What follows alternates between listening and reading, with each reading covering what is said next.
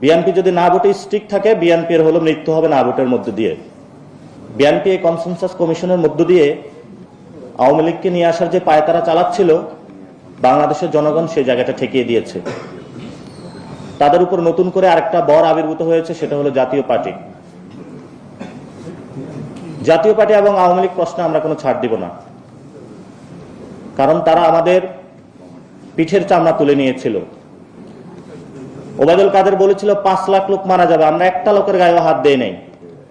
আমরা এখনো ধৈর্য ধারণ করতেছি,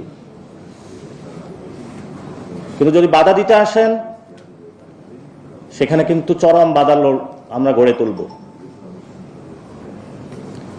এবং আপনারা যারা রাজনীতি করছেন, রাজনৈতিক মহলে আছেন, যে ছাত্ররা ঘুমিয়ে গিয়েছে, পড়া টেবিলে চলে গিয়েছে, আমরা পড়তেও জানি, ঘুমাইতেও জানি, রাজপথে বাস নিয়ে নামতেও জানি। সেজন্য বিএনপিকে আহ্বান জানাবো, আওয়ামী লীগ এবং জাতীয় পার্টিকে সংসদে নেওয়ার ভুলও কল্পনা করিয়েন না। বিএনপির জন্ম হয়েছিল হা ভোটের মধ্য দিয়ে। বিএনপি যদি না ভোটে স্ট্রিক্ট থাকে, বিএনপির হলো মৃত্যু হবে না ভোটের মধ্য দিয়ে। এই জন্য আমরা বলবো, বিএনপি একটি বড় দল, আপনারা না ভোটের মধ্য দিয়ে নিজেদের মৃত্যুর কবর রচনা করবেন না। আর ডক্টর ইউনূসের কাছে আহ্বান জানাবো, দ্রুত গতিতে এই আদেশ জারি করেন, জনসম্মুখে উপস্থিত হন। আমাদের হাতে সময় বেশি নেই, দেশ অন্য পরিস্থিতির দিকে যাচ্ছে। ফেব্রুয়ারির মধ্যে ইলেকশন দেন।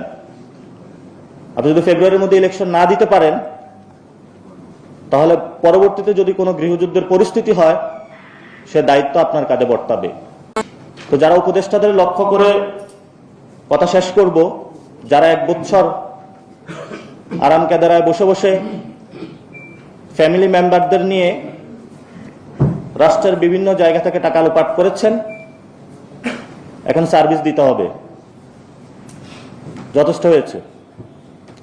এই জন্য আজকে মান্না ভাই একটা প্রোগ্রাম করেছেন। এই প্রোগ্রামের দিয়ে এখানে 9টি দল নিজেদের মধ্যে একটা আন্ডারস্ট্যান্ডিং এসেছে, প্রিন্সিপাল বেসড। আন্ডারস্ট্যান্ডিং এর মধ্য দিয়ে আমরা এগিয়ে যেতে চাই। এখানে অনেক সিনিয়র নেতৃবৃন্দ রয়েছেন, কিন্তু আল্লাহর রাস্তায় আপনারা সিটের কাছে বিক্রি হবেন না কেউ। একটা সিট না পাইলে কি হবে? আপনার মন্ত্রী না হলে কি হবে? মরার পরে যদি আপনার কবরে কেউ থুতু দেয়, একটি সিট দিয়ে আপনি কি করবেন? এই জন্য আপনাদের কাছে আমাদের অনেক আশা রয়েছে, এই আশা আপনারা নষ্ট করবেন না। আমার প্রতি আপনাদের কষ্ট হবে, আমার প্রতি আপনাদের হতাশা আসবে, ব্যক্তিগত জায়গা থেকে বলি নাই, আপনাদের ভালোর জন্যই বলেছি। দোয়া রাখবেন, আশা করি ভবিষ্যতে ইনশাল্লাহ আবার আমাদের রাজপথে দেখা হবে।